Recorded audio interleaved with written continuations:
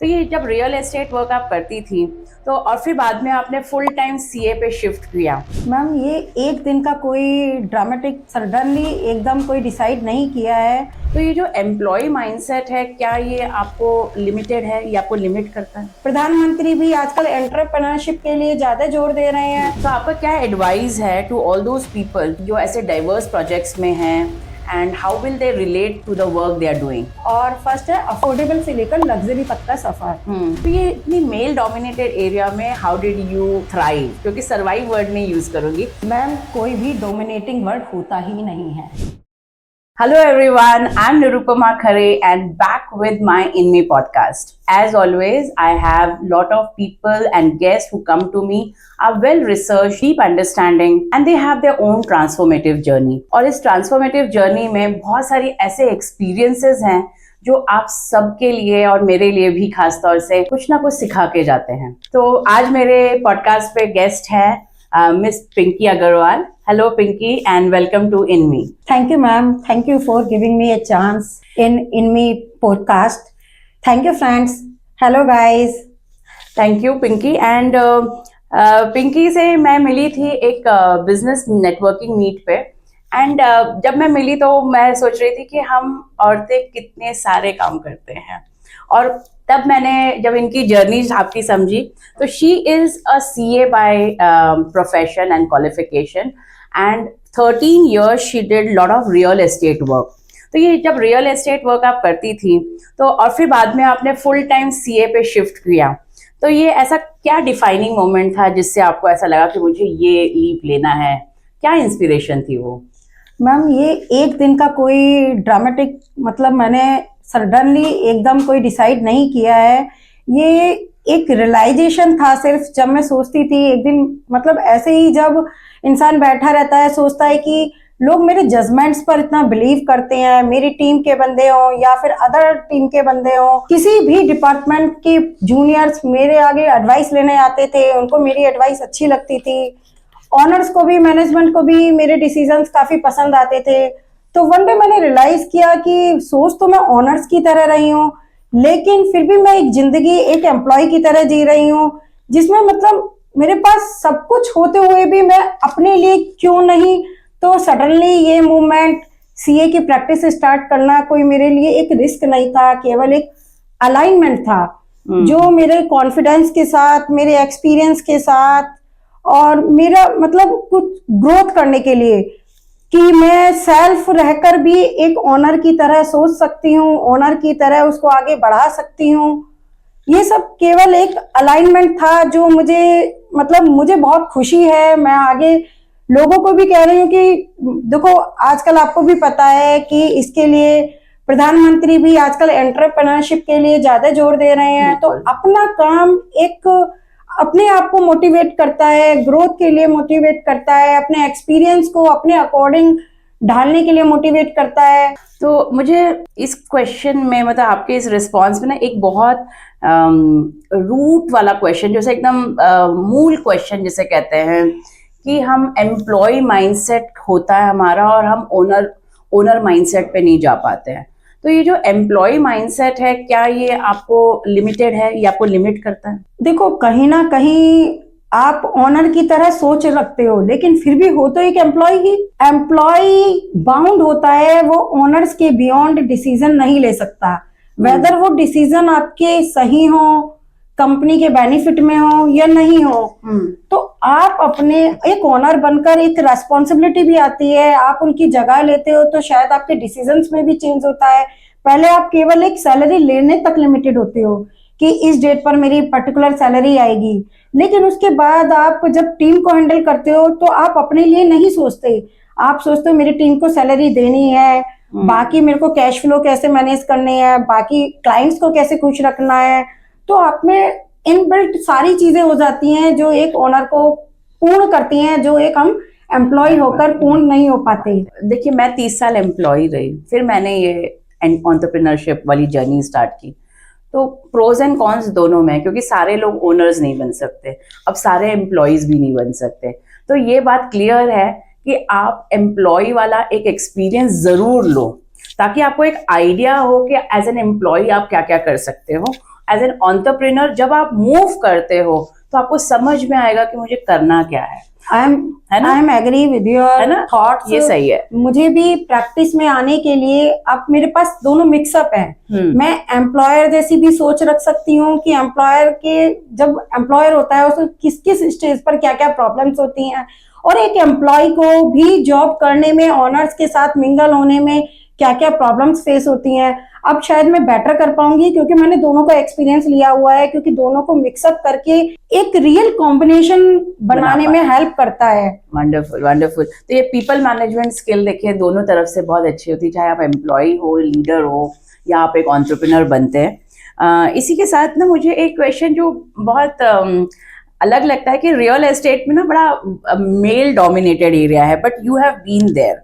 Affordable houses से लेकर luxury real estate businesses, आपने वो सारा देखा है और काफी डाइवर्स प्रोजेक्ट्स पे आपने काम किया है। तो इतने तो आपका क्या एडवाइस है टू ऑल दोज पीपल जो ऐसे डाइवर्स प्रोजेक्ट्स में हैं, and how will they relate to the work they are doing?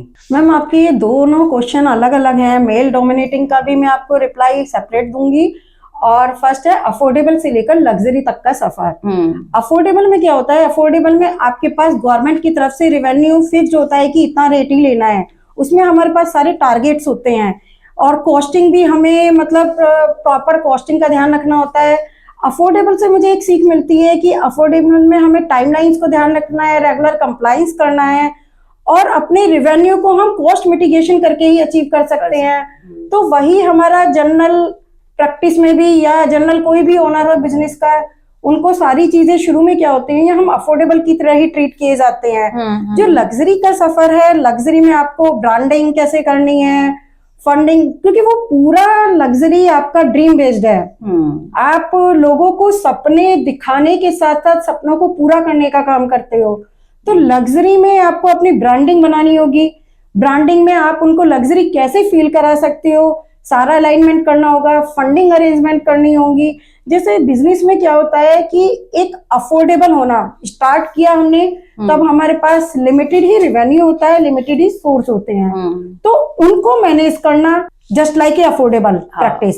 उसमें हमें क्या करना है कि कॉस्ट को मिटिगेट करना है, कंप्लाइंस प्रॉपर रखने हैं, और किस तरह से डिसीजंस लेने हैं कि जो मेरे रेवेन्यू को बढ़ा सकें। जब हम लग्जरी की तरफ जाते हैं, लग्जरी है जस्ट लाइक आईपीओ, हम आईपीओ की तरफ जाना चाहते हैं तो आपको कंप्लाइंस में भी रेडी होना है, ब्रांडिंग की तरफ भी ध्यान देना है, फंडिंग को भी अरेंज करके चलना है, और वो डिसीजंस आपके धीरे धीरे जरूर लिए जाते हैं, लेकिन उन डिसीजंस की वैल्यू होती है। उन डिसीजंस को ध्यान में रखकर ही आपका सारा फ्यूचर डिपेंड करता है। तो यहाँ पर एक बिजनेस ओनर्स को मैं एक थोड़ा सा बोलना चाहूंगी कि आपके जो बिजनेस के नंबर्स हैं, केवल वो नंबर्स मात्र नहीं है। आप उन नंबर्स के साथ कभी बिजनेस ओनर्स कहते हैं या कोई भी हायर करते हैं, मेरे कंप्लाइंस पूरे हो जाए, मेरी अकाउंटिंग पूरी हो जाए, लेकिन वो कंसल्टेंसी को भूल जाते हैं। नंबर्स ही आपके आगे ग्रोथ डिसाइड करते हैं। नंबर्स को प्रेजेंट कैसे करना है, किस प्रोजेक्ट पर आपका कितना प्रॉफिट आ रहा है। कई बार क्या होता है कि सेल्स तो हमारी बढ़ रही है लेकिन प्रॉफिट नहीं बढ़ रहे होते, और या फिर आपकी सेल्स नहीं हो रही, कम है, प्रॉफिट अच्छे मार्जिन क्रिएट हो रहे हैं। तो आपको दोनों को बैलेंस करके चलना है। उसके लिए आप जब तक कंसल्टेंसी पर प्रॉपर खाली कंप्लाइंस पूरे करना, केवल मतलब आपको नॉर्मल, वो आपका बड़ा विजन नहीं कंप्लीट कर सकता। बड़े विजन में आपको डिसीजन साथ में ही लेने होंगे, सारी चीजों को कंपेयर करके चलना होगा, तभी आप सक्सेस, चाहे वो किसी का भी बिजनेस हो, मेरी फर्म हो, बिजनेस हो, या बड़ा एम्पायर हो, वो सब चीजें डिसीजन पर ही डिपेंड करती हैं। और दूसरा है मेल बायस्ड। हाँ, एक्चुअली इसमें मेरे को तो थैंक यू आपके पहले वाले क्वेश्चन के लिए। ये जो मेल बायस वाली बात है ना, तो उसमें क्या है कि चाहे सेल्स हो, जैसे मैं सेल्स में रही और आपकी जो ये फील्ड है, तो फाइनेंस को लेके आधे तो औरतें ऐसे ही घबराने लग जाती है। तो ये इतनी मेल डोमिनेटेड एरिया में हाउ डिड यू थ्राइव? क्योंकि सर्वाइव वर्ड नहीं यूज करूंगी, क्योंकि आप सर्वाइव नहीं किया, आपने बहुत अच्छे से थ्राइव किया है और अपने आप को बहुत अच्छा एक पोजीशन पे आप लेके आए अपने आप को। तो वो क्या क्या चीजें हैं? मैम, कोई भी डोमिनेटिंग वर्ड होता ही नहीं है। ये पर्सपेक्टिव डिफरेंट है, बहुत अच्छा लग रहा है। जब तक लेडीज अपने अंदर ये सोचेंगी कि हम डोमिनेटेड हैं, वो पावर में आ ही नहीं पाएंगी। वाह, मैं अपना इसको कोरिलेट करूंगी एक इंस्टेंट के साथ जो मेरा पर्सनली हुआ है।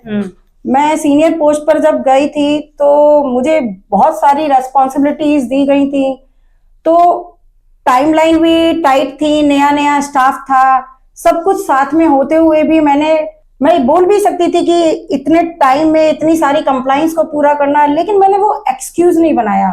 मैंने उसको मतलब करके दिखाने का मेरे अंदर जो एक चाह थी। मैंने कहा, जबकि पीछे से देखो कई बार लेडीजों को कमेंट भी आते हैं, एक तो लड़की है, लेट सिटिंग नहीं कर पाएगी, इतनी बड़ी रेस्पॉन्सिबिलिटी दे तो दी, क्या वो फुलफिल कर पाएगी। तो ये हमें इसको ईगो पर न लेकर उसको हमें बस ये दिखाना है कि हम कैसे उसको अच्छे से प्रेजेंट कर सकते हैं। कई बार टीम को भी, मैं लेट सिटिंग बैठी लेकिन मैंने एक सुपरवाइजर की तरह काम ना करके एक लीडर की तरह काम किया। मेरी टीम थकती थी लेकिन मैं उन्हें रिवाइव कराती थी कि क्यों हम बैठे हैं, क्या पर्पस है। मैं लेडीज को यही कहना चाहती हूँ कि कई बार उन्हें लगता है कि केवल हम जॉब कर रहे हैं, लेकिन जॉब को जॉब की तरह से ना देखें, क्योंकि मैंने कहीं भी जॉब की तो जॉब की तरीके से नहीं जी मैंने लाइफ। मैंने वहां भी एक ऑनर बन के ही लाइफ जी, ऑनर बन के ही डिसीजन लिया कि ये मेरी कंपनी है, यदि मैं इस कंपनी में ऐसे करती हूँ तो उसका कंपनी पर क्या इम्पैक्ट पड़ेगा। उससे आपको क्या है, लीडरशिप की स्किल डेवलप होगी, कॉन्फिडेंस डेवलप होगा। और उसके बाद मैंने वो टाइमलाइन से पहले वो डेडलाइंस पूरी की। जो लोग बोलते थे कि ये लड़की क्या कर लेगी, रेस्पॉन्सिबिलिटी ली तो है, लेकिन मैनेजमेंट ने भी मुझे बहुत सराहा, बोला ये इसने कर दिया, इसने कर दिखाया, जो एक मेल भी नहीं कर सकते वो सब कुछ इसने किया। तो ये जब लाइनें मुझे सुनने को मिली, जिन लोगों ने भी ये बोला, उन लोगों ने खुद आकर बोला मैडम यू डिड वेल। तो ये सब इंस्पायरिंग होती हैं, ये सब चीजें आपको अंदर से इंस्पायर करती हैं। तो मैं बाकी लेडीज के लिए भी या मेल सेक्टर के लिए भी ये कहूंगी, जॉब को जॉब की तरह ना सोचें। जॉब को मतलब आपका देखना, जब आप ओनर की तरह अपने आप को ट्रीट करोगे तो आपका कॉन्फिडेंस खुद ही बिल्ड हो जाएगा, आपको खुद ही लीडरशिप की क्वालिटी आ जाएंगी, खुद ही मतलब चाहे पीछे से आपको बैकग्राउंड सराहना मिले ना मिले, लेकिन अंदर से आपको फील आएगा कि हाँ मैं एक बिजनेस एम्पायर भी खोलने की हिम्मत रखता हूँ या रखती हूँ, मैं हैंडल कर लूंगी, चाहे कितनी भी वर्स्ट से वर्स्ट सिचुएशन हो मैं उसको कंप्लीट कर लूंगी। कोई ये मेल और फीमेल का नहीं, आपको तो पता है मैडम, फीमेल्स बल्कि मेल से बेटर कर सकती हैं, ये आर्गुमेंटल है, लेकिन आपने देखा होगा फीमेल्स घर भी संभालती हैं, बच्चे भी संभालती हैं, फिनांस भी संभालती हैं घर का, और तो फिर वो जॉब में आकर या फिर किसी इंडस्ट्री में क्यों नहीं लीड कर सकती। बिल्कुल बिल्कुल।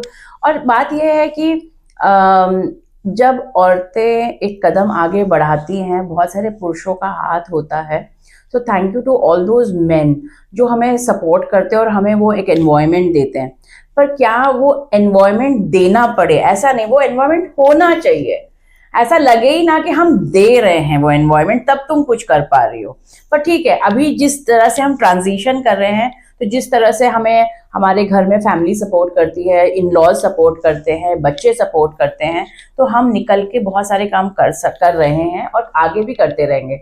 पर आने वाले टाइम पे मुझे लगता है ये एनवायरनमेंट ऐसा होना चाहिए कि लड़कियों को लगे ही ना कि मैं एफर्ट डाल रही हूँ।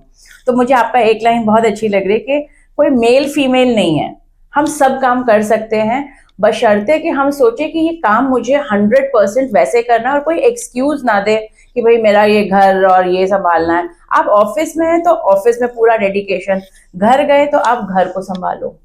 और ये जब हम अच्छा बैलेंस बना लेते हैं और जब आदमी भी घर में और ऑफिस में दोनों तरह सपोर्ट करते हैं तो घर भी चल जाता है और औरतें अपना आइडेंटिटी जो आजकल ढूंढ ही रही होती हैं काफी बार, वो ढूंढने की जरूरत ही नहीं पड़ेगी। तो मुझे लगता है आने वाले 10 साल तो बहुत इजी हो जाएंगे।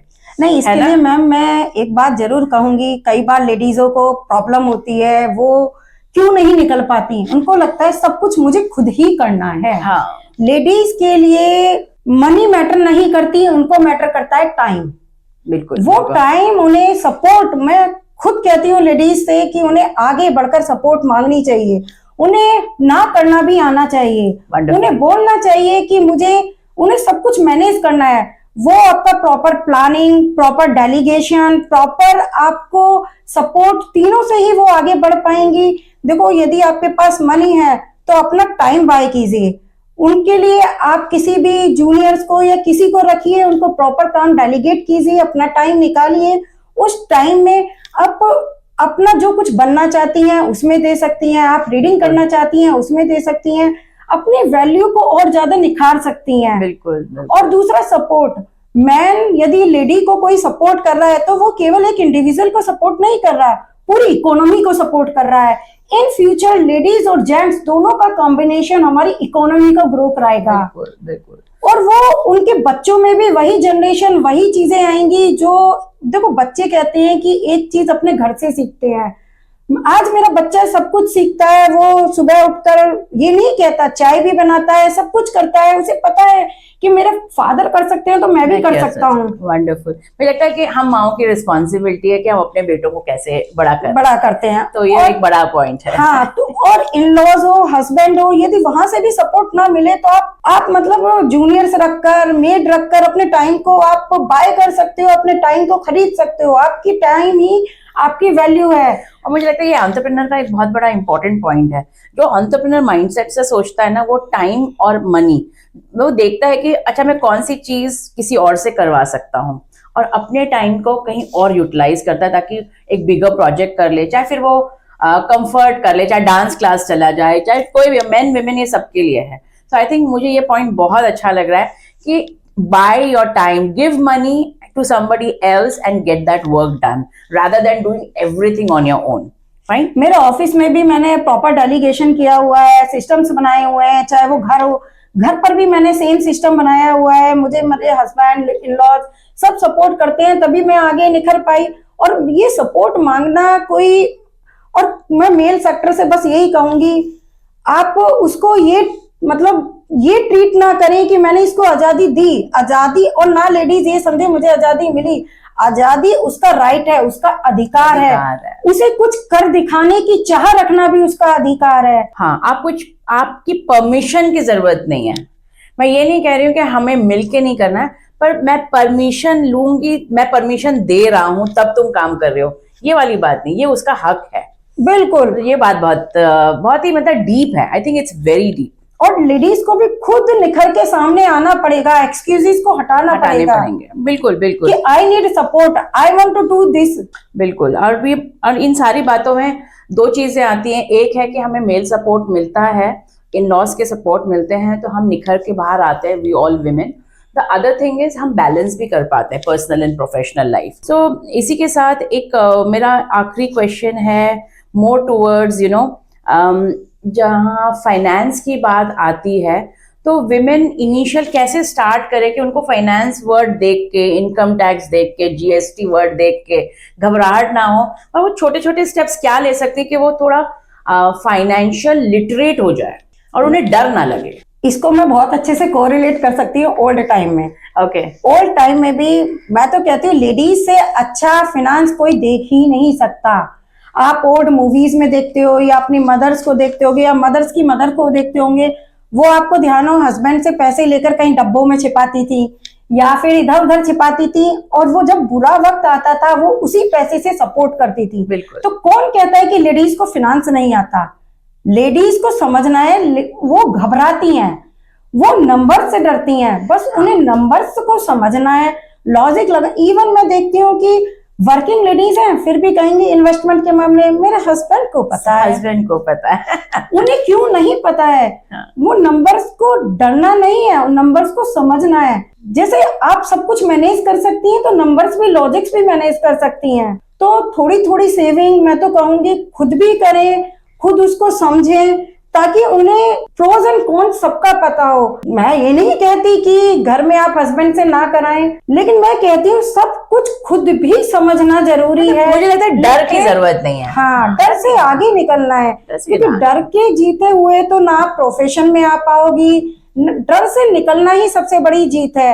फीमेल, ऐसा नहीं है मेल को डर नहीं लगता, फीमेल के साथ प्रॉब्लम क्या होती है, मैं 100% सीख जाऊंगी तभी मैं इसको कर पाऊंगी। वंडरफुल और पॉइंट। मेल्स क्या होता है, 60% चाहे उन्हें आता है तभी वो इस मार्केट में उतरते हैं, तभी वो इन्वेस्टमेंट करते हैं और शो करते हैं कि मुझे 100% आता है। 100% आता है। तो लेडीज को भी ये हिम्मत दिखाने की जरूरत है। रिस्क रिस्क कहना नहीं है, रिस्क लेते हुए भी काम करना है। बिल्कुल। और मुझे ना इससे याद आता है, सेविंग की प्रॉब्लम नहीं, वो सेव कर लेती हैं, चाहे डब्बों में रखे, चाहे बैंक में रखे, चाहे एफडी कर ले। आजकल तो शेयर्स में भी बहुत दिखता है, हम ही कर रहे हैं शेयर्स का, है ना। बट पॉइंट क्या है कि जब इनकम टैक्स का कोई फॉर्म भरना है, या आप एक ऐसे पोजीशन में जैसे सेल्स में है, तो ये कितना परसेंटेज हुआ या कितनी ग्रोथ हुई, ये सब वर्ड सुनते ही वो भाग जाना चाहती हैं। तो मुझे ऐसा लगता है ये सिंपल छोटे छोटे स्किल्स हैं, यूट्यूब भरा हुआ है इनको पढ़ाने में, और आप इसे बहुत सहजता से कर सकती हैं। और आप देखेंगे कि ये ज़्यादा डिफिकल्ट नहीं है, it is just a matter of understanding कि मैं इन नंबर से नहीं डरूंगी। पहला स्टेप बस यही लेना है, और फिर देखिए कि you will understand it. But मुझे लगता है फाइनेंशियल लिटरेसी चाहे स्कूल्स में हो, चाहे लेडीज हो, चाहे बच्चे हो, चाहे हाँ मतलब बच्चों का है स्कूल्स में, और आदमियों के लिए भी मुझे लगता है कि we all should be financially literate. मैं तो बस यही कहूंगी बच्चों को भी आप छोटी सी, जैसे गुल्लक पहले जमाने में देते थे, मिनी पोको बैंक दो, उसमें बच्चों को शुरू से ही फिनेंशियल लिटरेट किया जाए, कैसे उन्हें मनी को मैनेज करना है। ये नहीं कि उन्हें डिपेंडेंट बनाना है, उन्हें बताना है पैसे की वैल्यू क्या है, उसे कितना इन्वेस्ट करना है, कितना खर्चा करना है। शुरू से ही उन्हें लिटरेट किया जाए ताकि वो इन फ्यूचर भी उसको मैनेज कर पाए कि उस पैसे में उनकी सोशल रेस्पॉन्सिबिलिटी भी है, पर्सनल भी आपको अपना देखना है, उस पैसे से फ्यूचर को भी देखना है। तो तीनों चीज में उनको बैलेंस आ जाता है, पर्सनल लाइफ को कैसे करना है, सोशली कैसे बनना है, और फ्यूचर पर्सपेक्टिव कैसे देखना है। तो ये तीनों को कॉम्बिनेशन तो चाहिए। बिल्कुल बिल्कुल बिल्कुल। तो इसी के साथ thank you Pinky for coming to my podcast in me podcast में जो जर्नीज हम एक दूसरे की देखते हैं, उससे ये समझ में आता है कि बहुत सारी जॉब्स हैं, बहुत सारे अपॉर्चुनिटीज है, और ये सब हम कर सकते हैं अगर हम स्किलफुल हों। इनमी पॉडकास्ट, ये पॉडकास्टर के अलावा मैं एक लीडरशिप कोच भी हूँ और स्किल्स भी सिखाती हूँ। तो मैं ये बोलूँगी कि एवरी वुमेन, चाहे आप हाउसवाइफ हो, चाहे आप जूनियर लेवल पे हैं या सीनियर मोस्ट लेवल पे हैं, just find out what is it that you have to learn. If it is numbers, ensure that you are getting trained and skilled on it. अपने पे इन्वेस्ट कीजिए और अपने आप को स्किलफुल बनाइए। ऐसी कोई चीज नहीं है जो आप नहीं कर सकते, and Pinky is a great example to it. So thank you Pinky for joining us for in me. Thank you ma'am, thank you और बाय बाय। बाय।